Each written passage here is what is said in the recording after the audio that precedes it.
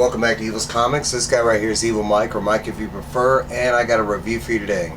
Today we're going to be talking about DC Comics, J. Garrick, The Flash, issue number 1. It is written by Jeremy Adams, art by Diego Olortegui, colors by Luis Guerrero, and letters by Steve Wands. The cover is Serg Acuña. Before we get started, please like, comment, subscribe on this guy's channel. It does help. Trying to fight that never-ending algorithm battle.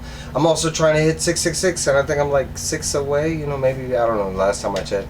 But alright, so anyways, so this was another one that I didn't get any spoilers or whatever. I didn't know where it was going to take place, but we get an answer right off the bat, and this takes place in Keystone City in 1963.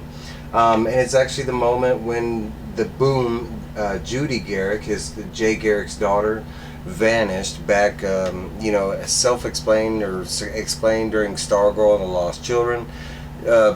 Judy recently came back. She got saved by Stargirl, and is kind of going to be the motif of this book.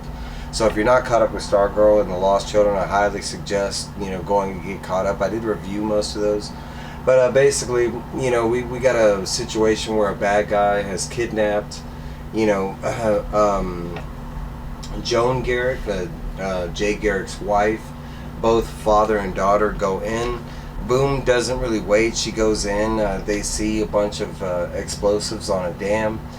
Boom goes to save her mom, and basically Jay ends up you know, dismantling all the bombs. At the very end, he does miss one, as you can see right here, but in Flash fashion, he quickly seals up the hole, you know, heats it up and everything. So after he's finished, you know, sealing the dam, he quickly rushes to where Joan and Boom are. When he gets there, Joan is already saved. We don't see a villain. As soon as he gets there, he mentions Boom, and as soon as he starts talking to Joan, it's out of memory. She remembers her for a second, and after that he's like, hey, are you crazy? We can't have kids. We don't have a daughter, you know. And she's like, yeah, it must have been the whole, like, you know, villain situation, and, you know, they make up and they go forward. And then we go like 60 something years into the future, and we got present day, and, you know, Judy is first showing up. This is the first time her mom has seen her since she's back. And it's kind of an awkward situation. She's been gone for like 60 years. For, you know, Judy, it was a brief moment. They show her a room. Currently, I think Wally or Bart or somebody was staying in the room.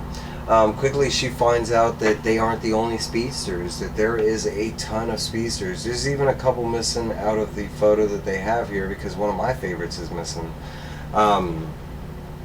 But for the most part, there's a vast majority of speedsters since her time. So this is kind of like, you know, shattering her world kind of thing. Not only that, but the way that Jay Garrick and Judy Garrick explains it is that's their extended family, and since they haven't had a daughter, they've spent more time with the Flash, you know, boys along the year and all the other speedsters and stuff. So, you know, Judy's in an awkward moment. She didn't know what to do. She didn't feel like herself kind of thing. Eventually, you know, she ends up watching TV, and she gets this report that, you know, the world needs help, especially Keystone City, and no speedsters have arrived to help. And so she takes off, you know, in Boom fashion. Parents kind of, you know, talking about the awkward moment, trying to not make it an awkward thing. They go back to find, you know, check on Judy, and she's gone, and they of course they start freaking out. She just disappeared for like 60 years. So Boom is basically, you know, saving the day. The cops are like, who the heck is this? A new speedster? You know, and no one remembers her kind of thing. She does end up dismantling, you know, stopping all the bullets that are being fired at the cops. But before she could even save the day, her dad shows up. And everybody praises because they do know the Flash. They're like, yeah, hooray, the Flash, you know. They end up going back home, and they explain to her, hey, you can't just take off. You got to, like, tell us where you're going. And she's like, but people needed saving. I can't just let them, you know. And she's like, look, you know, her dad is like, look, a lot has happened since you've gone. I mean, so much. The world is a dangerous place. It's not like it was in the 60s. And, and you know, at the thought of saying dangerous, she remembers a bad guy that they used to have, an arch nemesis called Dr. Elemental. And the Flash doesn't even remember that, and all of a sudden, as soon as they start talking about it, he does. And he's like, oh yeah, I used to have this guy named Dr. Elemental.